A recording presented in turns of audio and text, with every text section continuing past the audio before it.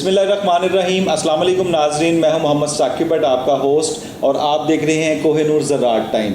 Kohinoor ज़राअत time में हमारा हमेशा से ये मकसद रहा है कि आपको इसमें इतनी इन्फॉर्मेशन वाले प्रोग्राम्स दिखाए जाएँ, ऐसे अफसरान के साथ मिलाया जाए जिनके पास नॉलेज, एक लॉट ऑफ नॉलेज है उनके पास, और वो बहुत ही समझ लें कि अपने फील्ड में मास्टर हैं, अपनी फील्ड में माहिर हैं, और हम लोग उनसे नॉलेज लेके आप तक ट्रांसफ़र करते हैं, आपको बताते हैं। और सबसे ज़्यादा जो है हम लोग काश्तकार के लिए, हमारा कोहिनूर ज़राअत टाइम का मकसद भी यही है कि काश्तकार को ज़्यादा से ज़्यादा फ़ायदा हो।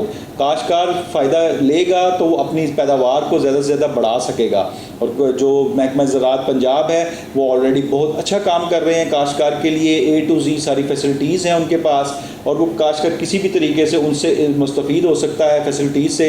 इसी सिलसिले में आज हम लोग यहाँ पर मौजूद हैं, जो अयूब इंस्टीट्यूट है, अयूब रिसर्च इंस्टीट्यूट फैसलाबाद, और उसके जो डिपार्टमेंट है वीट रिसर्च डिपार्टमेंट। हम लोग मौजूद हैं इस वक्त फैसलाबाद में और अयूब रिसर्च सेंटर में, अयूब रिसर्च इंस्टीट्यूट सेंटर में मौजूद हैं। और यहाँ पे हमारे साथ जो डिपार्टमेंट है, हमारे साथ डॉक्टर जवेद अहमद साहब मौजूद हैं, जो कि चीफ साइंटिस्ट हैं वीट रिसर्च इंस्टीट्यूट के, और इनसे बात करेंगे। आज हम लोग इनसे मुस्तफ़ीद होने की कोशिश करेंगे। यहाँ पे जो भी बात होगी वीट के मुतल्लिक होगी, और वीट के मुतल्लिक जितनी भी सारी इंफॉर्मेशन है वो हम लोग इनसे लेंगे और काश्तकार तक पहुँचाएँगे। तो आइए इनकी तरफ चलते हैं।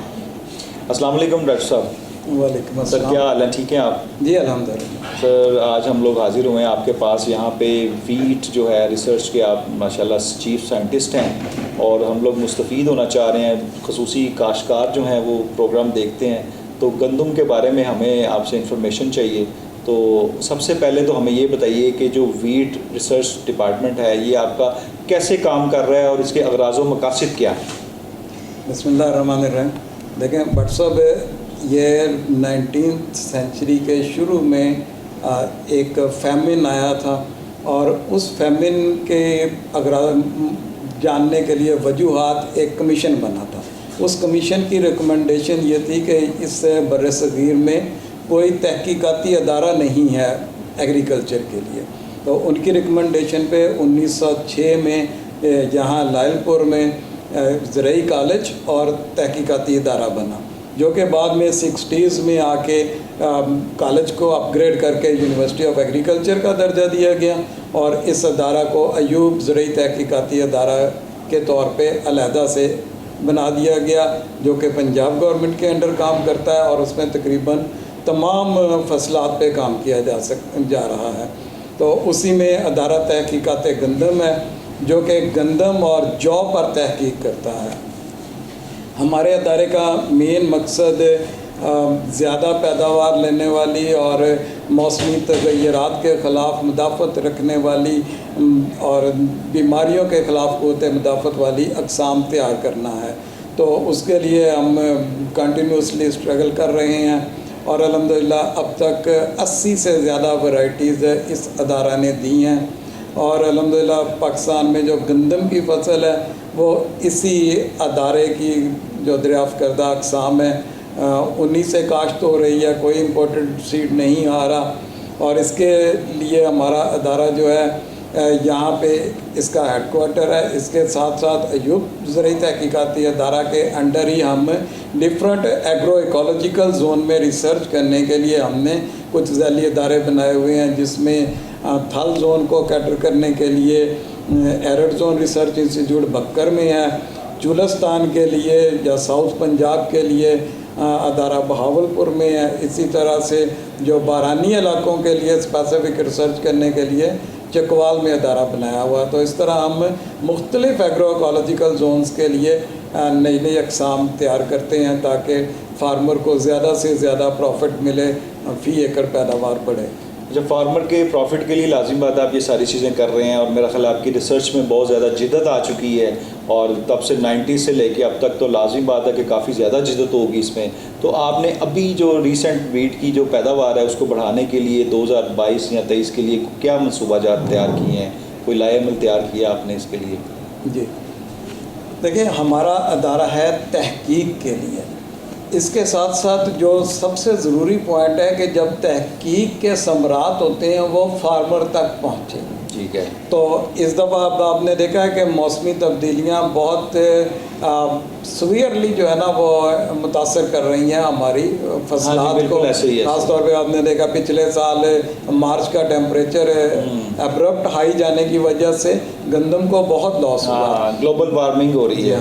दाना प्रॉपर बन ही नहीं सका, इतना टेम्परेचर हो गया कि गंदम की फोर्स्ड मैच्योरिटी आई, जिससे दाना छोटा रहा और फार्मर को नुकसान हुआ।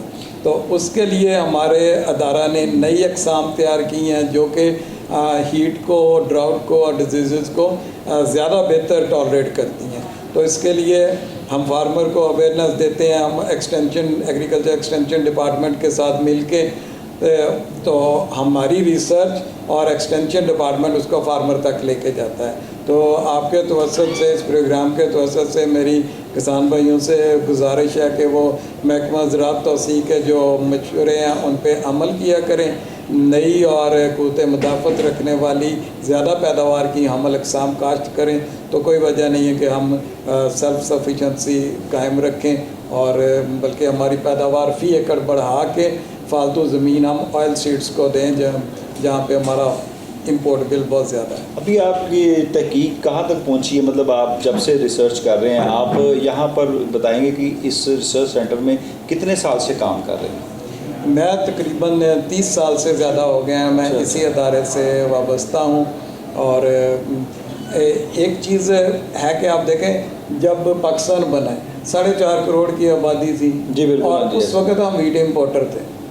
अब अल्हम्दुलिल्लाह अब तक हम सेल्फ सफिशेंट गए हैं। पिछले 2 सालों में हुआ है कि एक दफ़ा रस्ट आई बहुत ज़्यादा और एक पिछले साल अब्रप्ट मौसमी तब्दीली जिसकी वजह से हमें कुछ वीट इंपोर्ट करनी पड़ी। लेकिन फिर भी 95% से ज़्यादा जो है वो हमारी डोमेस्टिक प्रोडक्शन है। तो ये एक इर्तिकाई अमल जारी है। तो उसके लिए लेकिन ये है कि सबका साथ मिलकर चलना ज़रूरी है। हम रिसर्च के साथ नए बीज दरियाफ्त करेंगे, फिर उसका हम बुनियादी और प्री बुनियादी बीज जो है वो तैयार करना हमारे अदारे की ज़िम्मेदारी है। उसके बाद उस सीड को आगे पंजाब सीड कॉरपोरेशन और प्राइवेट सीड कंपनीज़ लेके चलती हैं और वो उसका सर्टिफाइड बीज बना के फिर फार्मर तक जाता है। इसके साथ साथ फार्मर को जो मशवरे देने हैं, जो उनकी रहनुमाई करनी है, उसके लिए हमारा एग्रीकल्चर एक्सटेंशन डिपार्टमेंट है। तो इन सब की आपस की स्ट्रॉन्ग इंटीग्रेशन होगी तो फिर ये है कि जो क्वालिटी सीड है वो फार्मर को पहुंचेगा और प्रैक्टिकली उसको फ़ायदा होगा। यानी कि आप जो तहकीक कर रहे हैं उसमें आप सीड को डेवलप कर रहे हैं, तो वो सीड कहाँ तक डेवलप हुआ है? मतलब कितना का आपने जदीद कर दिया उसको, कि मतलब कि आपने क्या टाइम कम किया है या कोई कैसी इस सीड की क्या क्वालिटी क्या डेवलप किया आपने उसकी? बहुत अच्छा सवाल है। देखें, पहले हम अक्टूबर में गंदम लगाते थे और मई में हार्वेस्ट करते थे। वो हमारे क्रॉपिंग पैटर्न में फिट नहीं आती। अब पहले चावल की फसल होती है, कपास की फसल होती है, उसके बाद वीट लगनी होती है। तो हमने वीट का ड्यूरेशन कम किया है। अब जो नई अक़साम है वो नवंबर में लगा के अप्रैल में हार्वेस्ट हो जाती हैं। एक ये चीज़ है, ड्यूरेशन कम। उसके साथ साथ पैदावारी सलाहियत बढ़ाई है और बीमारियों का मुकाबला करने के लिए क़ुव्वत मुदाफ़त रखी है। इसके साथ अब हम एक नया प्रोग्राम शुरू किया है हमने पिछले चंद सालों से कि जो गंदम हमारे पास मौजूद है, जो हम वैरायटियाँ बना रहे हैं, उसमें ग़ज़ाई अज्जा बढ़ाए जाएँ। क्योंकि देखें, दुनिया में इस वक्त 2 अरब से ज़्यादा लोग जो है ना वो माइक्रो न्यूट्रिएंट्स की कमी का शिकार है, जिसमें जिंक और आयरन टॉप ऑफ ऑल है। ख़ास तौर पे जो तरक्की पजीर ममालिक हैं जैसे पाकिस्तान है, इसमें ख़वातीन और बच्चे जो हैं वो जिंक और आयरन की कमी से मुतासर हो रहे हैं। तो उसके लिए अब हम कई अल्टरनेट हैं, या तो हम सर्बेक्स जी वगैरह जैसे सप्लीमेंट खाएं, हाँ जी बिल्कुल, या हम फूड डाइवर्सिफाई करें कि जिसमें विटामिन्स और मिनरल्स और सारे न्यूट्रिएंट्स शामिल हों। सीड में ही ऐसे शामिल हो जो हमें खुराक मिले, उसमें सारे विटामिन्स जो हैं वो शामिल हों। हाँ वही ना, अगर हम डाइवर्सिफाइड फूड हर कोई अफोर्ड नहीं कर सकता। हाँ जी बिल्कुल, ऐसे 5-10% अर्बन पॉपुलेशन में हो सकता हाँ जी है। बिल्कुल, ना ही महंगे फूड सप्लीमेंट हम ले सकते हैं दवाइयों की शक्ल में। तो सबसे आसान ये है कि हम अपनी फसलात में ही वो माइक्रो न्यूट्रिएंट की तादाद बढ़ाएं, बिल्कुल ताकि सही।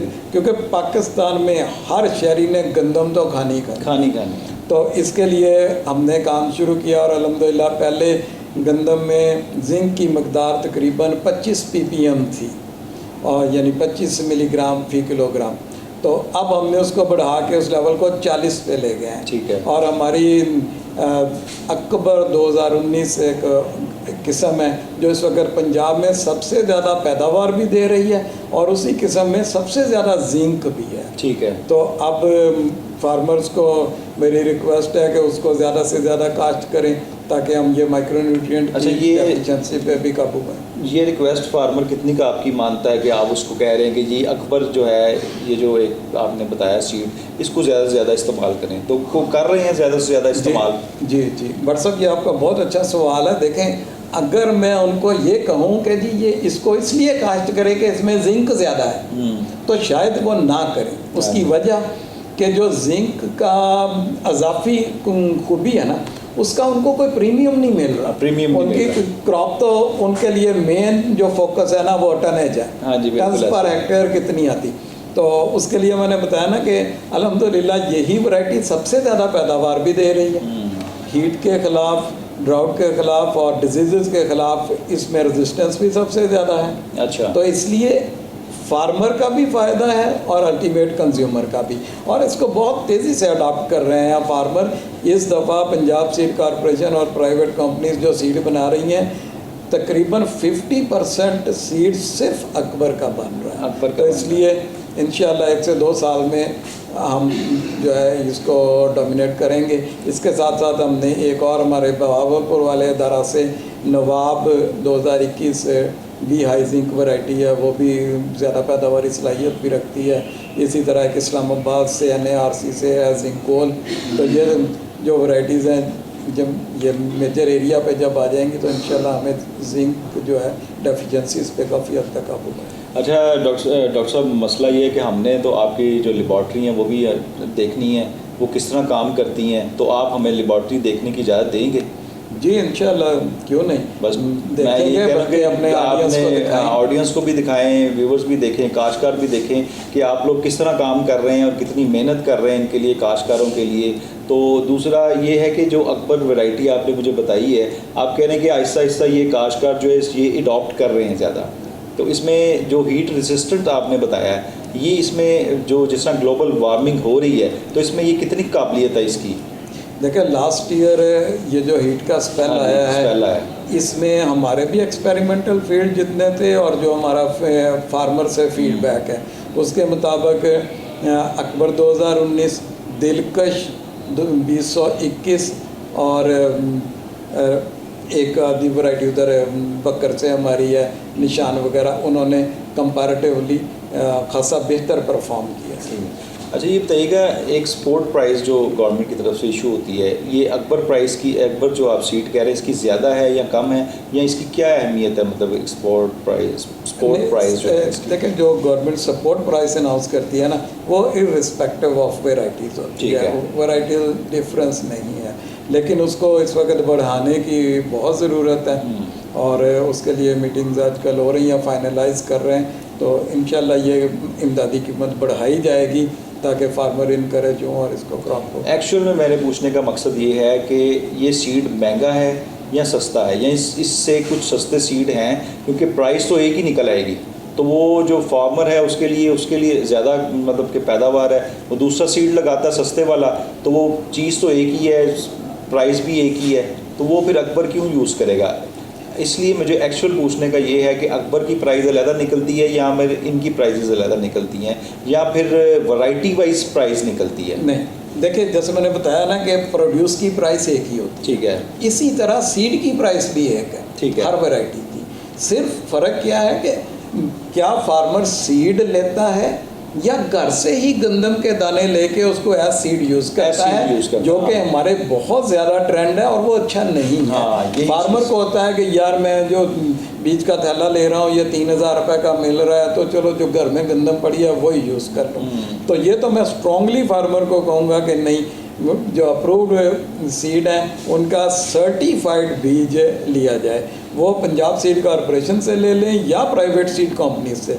हाँ, उस पर ये ज़रूर इंश्योर करें कि जो गंदम का थैला होता है सीड का, उसके ऊपर federal seed certification registration department का नीले रंग का टैग लगा होता है। वो सर्टिफिकेशन टैग होता है, वो निशानी होती है कि ये सर्टिफाइड सीड है। वैसे ही कोई कंपनी अगर थैले में बंद करके दाने दे देगी ना, तो वो सीड नहीं होगा, सीड वो सर्टिफाइड होता है। यानी कि आपके कहने का मतलब है कि ब्लू कलर का एक वो लगा होता है, टैग लगा होता है, वो आधा सिलाई में होता है, आधा बाहर होता है। तो उस पर वो गवर्नमेंट ऑफ पंजाब की तरफ से होता है, गवर्नमेंट ऑफ पाकिस्तान की तरफ से वो टैग लगा होता है। तो उसका यानी कि वो 2 नंबर टैग नहीं बन सकता। और वो अगर या तो आपने जो अप्रूव्ड सीड हैं, अप्रूव्ड कंपनीज हैं, उनके सीड इस्तेमाल करें या पंजाब सीड से इस्तेमाल करें, पंजाब सीड के इस्तेमाल करें, यानी कि वो सीड इस्तेमाल। अच्छा, ये जो आप कह रहे हैं कि जी एक दफ़ा उसने अकबर सीड इस्तेमाल कर लिया, उसकी वो पैदावार हो गई, उसके बाद वही तो दाने हैं जो कि वो कह रहा है, मैं आपको काश्तकार की सोच बता रहा हूँ ना, तो वही दाने हैं, वही एज ए सीड यूज़ कर रहा है, तो वो उसको नहीं करना चाहिए या वो उस तरह कर सकता है? बहुत अच्छा सवाल है। उसमें है क्या कि अगर तो वो हार्वेस्टिंग के वक्त केयर नहीं कर रहा, ठीक है, क्योंकि उसने 95% केसेस में हम थ्रेशर या कंबाइन हार्वेस्टर वो रेंटल बेस पे लेते हैं। हाँ जी। तो अगर वो कंबाइन हार्वेस्टर पहले कोई और वैरायटी काट के आया होगा, डेफिनेटली उसमें उसके दाने होंगे, मिक्सिंग हो जाएगी। इसी तरह थ्रेशर में होती है। या आपने जब क्रॉप लगाई है, आप उस वक्त ड्रिल में चंद दाने पिछले किसी वैरायटी के थे, वो मल्टीप्लाई हो जाएंगे। तो अगर फार्मर ने, सबसे अच्छा है कि वो सर्टिफाइड सीड ले ले। अगर वो नहीं लेना चाहता या उसको जो वैरायटी मिल गई है उसको बड़ी पसंद है, अगले साल उसी का सीड रखना चाहता है, फिर उसके लिए ये है कि वो एक मखसूस हिस्सा जो है ना फील्ड का, जितना सीड उसको चाहिए उसको मार्क कर ले। ठीक है। वो जब सिट्टों पे आई हुई हो फसल, तो उस वक्त 1-2 दफ़ा उसमें चक्कर लगाए। जो ऊंचे नीचे सिट्टे, कोई और कलर के सिट्टे जो पहचान हो रहे होते हैं कि ये इस वैरायटी के नहीं हैं, उनको उसमें से निकाल दें। और उसके बाद उसकी हार्वेस्टिंग अलहदा करें, कटाई अलहदा करके उसकी बरियाँ अलहदा रखे। उसी वक्त उसके ऊपर कोई टैग वगैरह लगा दे कि ये बरियाँ जो है ये फलां वैरायटी की, अकबर की। और फिर थ्रेशर से थ्रेशिंग करते वक्त थ्रेशर को पहले अच्छी तरह साफ़ कर ले ताकि पुराने दाने ना हो। तो उसको फिर सेपरेट थ्रेश करके अलहदा थैलों में रखते, और रखते वक्त उसी वक्त उसके ऊपर लिख दे कि ये फलां वैरायटी है। तो अगर इस तरह कर ले तो वो काफ़ी हद तक सर्टिफाइड सीड के करीब पहुंच जाएगा। अच्छा डॉक्टर साहब, ये तो आपने बड़ी अच्छी बात बताई है। मतलब तो ये तो मेरा ख्याल है फार्मर्स को पता भी नहीं होगा कि जो थ्रेशर काट के आ रहा है पिछली फसल, उसके दाने उसमें हैं और उसको साफ़ भी करना है, और अगले वाले मतलब जो भी है जो उसका, क्योंकि वैरायटीज़ का फ़र्क आ जाता है। आपका मतलब है हर फसल का, हर खेत का अलग-अलग फ़र्क होता है, उसकी काश्त में, उसकी पैदावार में जो है वो फ़र्क है। यानी ये तो बड़ी अच्छी बात है किसान के लिए कि भी वो जो आप जो फसल बो रहे हैं, कोई क्योंकि रेंटल बेसिस पे है सारी चीज़ें, थ्रेशर भी और जो काटने वाली है वो भी सारी चीज़ें, तो वो रह जाता है उसमें भी आपके दाने दूने, तो उसको आप एज ए बीज इस्तेमाल ना करें। यानी कि जब बीज आप दोबारा डालें उसमें, तो वो वाला इस्तेमाल ना करें, घर से निकाल के इस्तेमाल ना करें, किसी सर्टिफाइड बीज का जिस तरह भी आपने जिक्र किया उसको इस्तेमाल करें, और उस फिर पैदावार बहुत अच्छी हो सकती है। डॉक्टर साहब, ये बड़ी अच्छी बात थी। हम लोग विज़िट करना चाहेंगे आपकी लेबॉर्ट्री का, और लेबॉर्ट्री में जो बंदे वर्किंग आपके कर रहे हैं, जो उनसे बात करना चाहेंगे कि वो कितने मतलब के लेबल हैं, कितने मतलब के एलिजिबल हैं कि आप काम कर सकें। तो लेबॉर्ट्री की तरफ अगर आप इजाज़त दें तो आपकी इजाज़त से हम लोग लेबॉर्ट्री की तरफ चलें। जी श्योर। ग्रेन क्वालिटी की हमारे पास बहुत अच्छी लैब है जो ISO 17025 एक्रेडिटेड लैब है। जिसके रिजल्ट्स पूरी दुनिया में माने जाते हैं। ISO सर्टिफाइड लैब है आपके पास? ISO सर्टिफाइड यानी कि आपका इंटरनेशनल लेवल पे रिज़ल्ट जो है वो चैलेंज हो सकता है। यानी कि इंटरनेशनल लेवल पे आप कम्पीट करते हैं कि जो रिज़ल्ट आपका आ रहा है वो इंटरनेशनल लेवल पे एक्सेप्ट होगा। वेरी गुड जी। बिल्कुल जनाब, लैब की तरफ चलते हैं, लेबॉर्ट्री की तरफ। डॉक्टर साहब के साथ, डॉक्टर साहब हमारे साथ हैं। वहाँ पे जो स्टाफ काम कर रहा है उसको देखेंगे, वो स्टाफ किस तरह काम कर रहा है। जो वहाँ पर जो मशीनरी इंस्टॉल की गई है उसको देखेंगे, डॉक्टर साहब से जानने की कोशिश करेंगे कि वो मशीनरी कितनी लेटेस्ट है। तो आइए लेबॉर्ट्री की तरफ चलते हैं।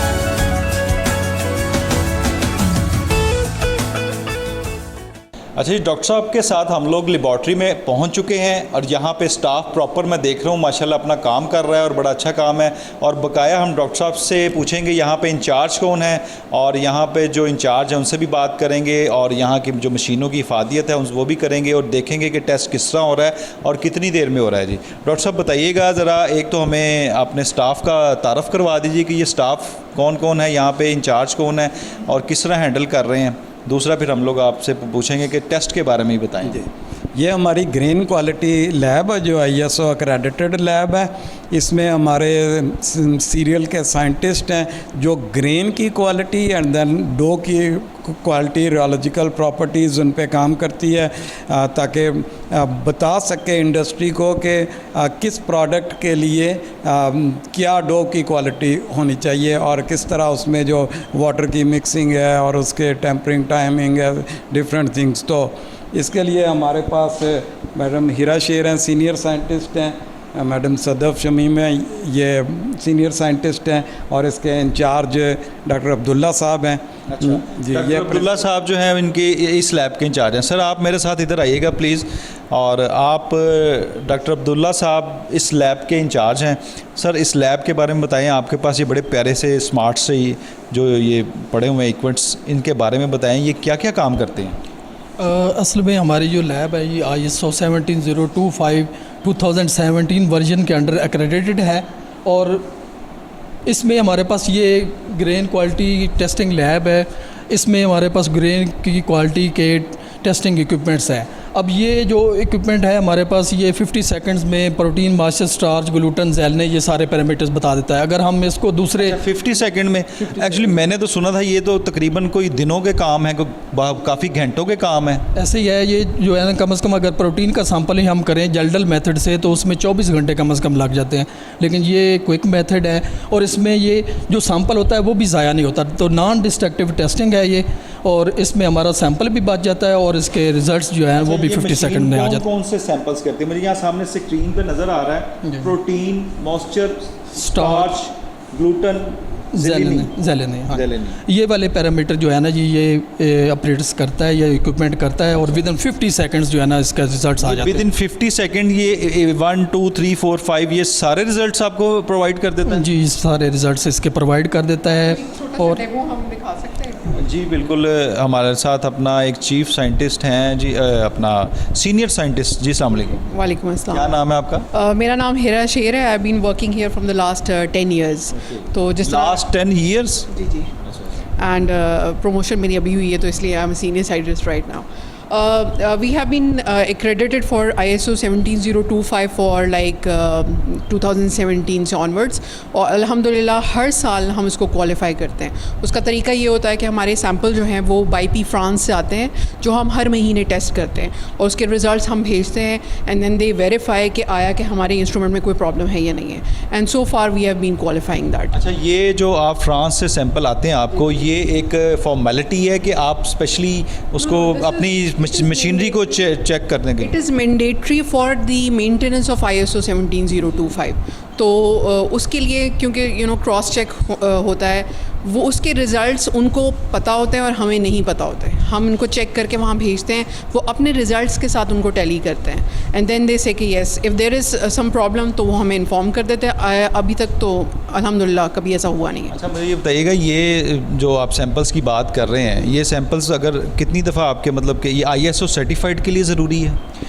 ISO सर्टिफाइड के लिए तो ज़रूरी है ही, बट अपार्ट फ्रॉम दैट हमारे जो नॉर्मल ट्रायल्स हैं जो हम, क्योंकि हमारे इदारे का जैसे डॉक्टर जावेद ने ऑलरेडी आपको बता दिया होगा that we are working on variety development. तो वेराइटी डेवलपमेंट में जहाँ हम क्वांटिटी मेंटेन करते हैं वहाँ हमें क्वालिटी भी मेंटेन करती है. फार्मर ये नहीं देखता कि आपको न्यूट्रिशियस वो चाहिए, ही नीड्स यील्ड. तो we are responsible for that. We being scientist we are responsible कि हम दोनों चीज़ों को बैलेंस करें. तो उसको बैलेंस करने का तरीका ये है कि हम उनको डिफरेंट टेस्ट से गुजारते हैं और जो क्वालिटी वाइज मेंटेन नहीं करते वी रिजेक्ट दैट मटेरियल. तो ये ज़रा हमें एक टेस्ट करके बताएंगे ज़रा कि ये किस तरह टेस्ट होता है जी? ये कैमरामैन हमारा दिखा रहा है जी कि ये उन्होंने आगे सैंपल्स के लिए ये क्लिक किया है जी कि सैंपल 231 और ये जो है टेक्निक यूज़ करता है which is near infrared technique. और उसमें ये होता है कि हम सैंपल इसमें डालते हैं और वो एज इट इज़ जो है वो एक लेंस के थ्रू गुज़र के नीचे आ जाएगा। हम उसे खा भी सकते हैं, हम उसकी सोइंग कर सकते हैं। और ये वो टेस्ट हैं जिस तरह आपने पहले भी जिक्र किया है, ये कन्वेंशनली एक एक टेस्ट जो है वो एक एक दिन का पूरा टाइम लेता है, but we are doing it quickly. और हम इसको काउंटर चेक जो है वो पुराने मेथोडोलॉजी से करते रहते हैं। यानी कि पुरानी जो 24 घंटे वाली है उसके साथ करते हैं आप? बिल्कुल, हम उससे टैली करते हैं कि आया कि रिज़ल्ट ये सेम दे रहा है। आपने पुरानी मशीनरी भी रखी हुई है?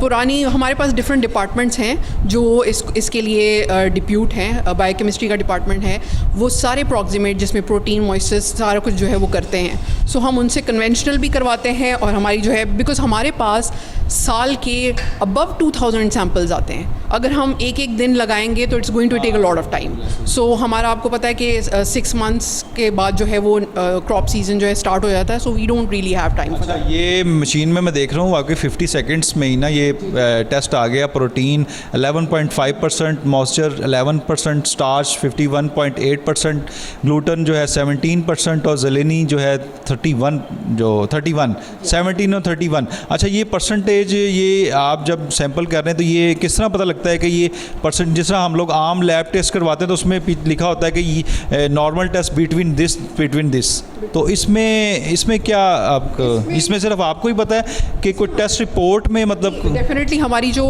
ISO की जो टेस्ट रिपोर्ट होती है उसमें whenever we are giving the results to the clients, उसमें हम मेंशन करते हैं कि उसकी लोअर और हायर रेंज कौन सी है, और उसके रिमार्क्स में हम मेंशन करते हैं कि आर दीज एक्सेप्टेबल और नॉट। तो वो हम क्लाइंट को कॉन्फिडेंस में लेके करते हैं। अब मुझे ये बताइएगा, ये प्रोटीन 11.5% है, तो ये क्या अपना सही है? लो कहेंगे, but this is actually sample from बाईपी फ्रांस। तो वो डिफरेंट, कभी उनकी जो है वो 16 होती है, कभी जो है 11 होती है। बट जस्ट आपके पास सिर्फ एक आपकी मशीनरी टेस्ट के लिए आता है कि आपकी मशीनरी काम सही कर रही है कि नहीं कर रही। बिल्कुल ऐसा वैसे ही। ये प्रोटीन कितनी होनी चाहिए?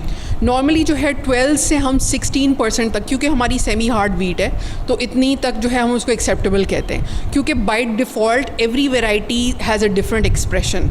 तो और दूसरा ये कि इसका तरीका भी ये है कि इन केस अगर किसी वैरायटी में प्रोटीन कम है तो आप उसे नाइट्रोजन फर्टिलाइज़र देके उसका प्रोटीन बढ़ा भी सकते हैं। तो उसके लिए भी हमारे डिफरेंट ट्रायल्स हैं। हमारे साथ अपना मौजूद हैं सीनियर साइंटिस्ट एक और हैं। अस्सलाम वालेकुम। वालेकुम अस्सलाम। क्या नाम है आपका? मैं सदफ शमीम हूँ। मैं पिछले 15 साल से इस लैब के साथ काम। आप पिछले 15 साल से हैं, तो हमें कुछ आगे इक्विपमेंट्स पढ़े हैं उसके बारे में कुछ बताइएगा। अच्छा, मुझे सबसे पहले ये बताइएगा कि ये वेट मशीन मुझे नज़र आ रही है, मेरा ख्याल है वेट मशीन है, तो इसका क्या काम है? आपका वेट, मतलब सैंपल के लिए जो है वेट ज़रूरी है कि वेट करके आपने आगे सैंपल को डेवलप करना है? जी सर, डेफिनेटली हर एनालिसिस के स्टार्ट में हमने उसका वेट सैंपल लेना होता है। तो वेट सैंपल की बेस पे ही हम उसकी परसेंटेज और जो भी कैलकुलेशन है, जो हमारे पैरामीटर हैं वो रिज़ल्ट दे रहा है, उसकी बेस पे ही हम कैलकुलेट कर सकते हैं। नेक्स्ट आप देख सकते हैं सर, ये हमारा है ग्लूटामेटिक अपरेटस। ग्लूटामेटिक अपरेटस बेसिकली आपने जैसे इंटरनेशनल लेवल पे आजकल रिपोर्टिंग है, स्टडीज़ आ रही हैं, उसमें आपने देखा होगा लोगों में इस हवाले से उसका कंपोनेंट है, उसका स्ट्रक्चरल और न्यूट्रिशनल कंपोनेंट है ग्लूटेन। ग्लूटेन एक प्रोटीन का ही फ्रैक्शन है, प्रोटीन ही की टाइप है। बेसिकली एक मिसकॉन्सेप्ट हमारी आवाम में ये पाया जाता है कि जो ग्लूटेन है वो जैसे ओबीज़ लोग होते हैं, बहुत सारी बीमारियां पैदा करती हैं। ऐसी बात नहीं है। ग्लूटेन बेसिकली, ग्लूटेन इंटॉलरेंस एक डिज़ीज़ है जो फॉरेन कंट्रीज़ में अब ज़्यादा कॉमन होती जा रही है। पाकिस्तान में भी बहुत से शहरों में बीमारी देखने में आई है। बेसिकली ग्लूटेन की इंटॉलरेंस जब होती है उसे हम कॉमन लैंग्वेज में सीलिएक डिजीज़ कहते हैं। तो समटाइम्स हमारी प्रोडक्ट में हमें इसका लेवल बताना होता है कि हमारी जो वीट है उसमें प्रोटीन तो है लेकिन उसमें कितना पोर्शन ग्लूटेन का है। ग्लूटेन बेसिकली इसकी मौजूदगी बहुत ज़रूरी है, ये रिस्पॉन्सिबल होती है हमारी प्रोडक्ट की डेवलपमेंट के लिए। ग्लूटेन जितनी अच्छी क्वालिटी की इसमें होगी, नॉट ओनली क्वांटिटी, उसकी क्वालिटी मैटर करेगी कि आया हमारी जो एंड प्रोडक्ट है, हमारी चपाती है, हमारी ब्रेड है, हमारा केक है, उस किस तरह की प्रोडक्ट वो हम इस वीट से बना सकते हैं। तो ग्लूटेन हमारी डिटर्मिनेशन का मकसद ये होता है। ग्लूटेन जो है कितना % होना चाहिए जो अब सेहत के लिए फ़ायदेमंद है? फ़ायदेमंद सर ये है कि जिन्हें तो इंटॉलरेंस का मसला नहीं है वो ग्लूटेन एब्जॉर्ब कर सकते हैं, उनका कोई ऐसा नहीं है। लेकिन जिनमें इंटॉलरेंस का मसला है वो तो इसे बहुत माइनर क्वांटिटी में भी एब्जॉर्ब नहीं कर सकते। उनके स्टमक के अंदर वो वाले एंजाइम्स ही नहीं है जो ग्लूटेन को एब्जॉर्ब करें या उसको रिएक्ट कर सकें। और दूसरा सर जो क्वांटिटी और क्वालिटी का इसमें फ़र्क है, तो इसकी परसेंटेज का ये होता है कि आमतौर पे 30s में भी इसकी वैल्यूज़ आ जाती हैं। ये हम वेट ग्लूटेन जो लेते हैं ये 22 से 36% तक तो है, ये हमारी नॉर्मल रेंज है। इससे कम पे होगी तो हमारी प्रोडक्ट डेवलपमेंट बिल्कुल भी नहीं हो सके। अच्छा, ये आगे बताइएगा। सर ये इसी के पार्ट्स हैं। अच्छा। इंस्ट्रूमेंट के ये हम इसमें ग्लूटेन पहले एक्सट्रैक्ट करते हैं, उसके बाद इसमें हमारा ये सेंट्रीफ्यूज है सिंपल। इसमें हम अपनी वेट ग्लूटेन जो है बाउंड वाटर के साथ वो अलग से कर लेते हैं, और इसमें हमारा ग्लूटॉर्क है, इसमें हम अपनी ड्राई ग्लूटेन की क्वांटिटी मेजर करते हैं।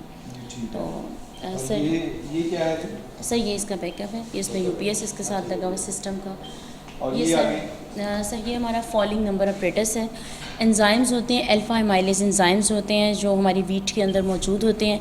ये हमें बताते हैं कि आया जो हमारी वीट है उसमें एंजाइम एक्टिविटी की जो हमारी पता चलता है क्वांटिटी का, एंजाइम कितने एक्टिव हैं इसके अंदर, वो हमें फॉलिंग नंबर अपरेटस जो वैल्यूज़ देता है, फॉलिंग नंबर वैल्यू, उससे पता चलती है। इसकी इंपॉर्टेंस सर ये है कि जब भी हम फॉलिंग नंबर वैल्यूज़ में जाएंगे, ओवर वैल्यूज़ या अंडर वैल्यूज़ जब होती हैं एंजाइम की, अल्फा एमाइलेज एंजाइम की, तो इसमें ना सिर्फ ये हमारी बेकिंग जो उसकी पोटेंशियल है उसको डिस्ट्रॉय करती हैं, डिस्टर्ब करती हैं, बल्कि ये हमारा जो स्टोरेज पोटेंशियल है उसको भी उसके बारे में भी हमें डिटरमिन कर सकते हैं इससे।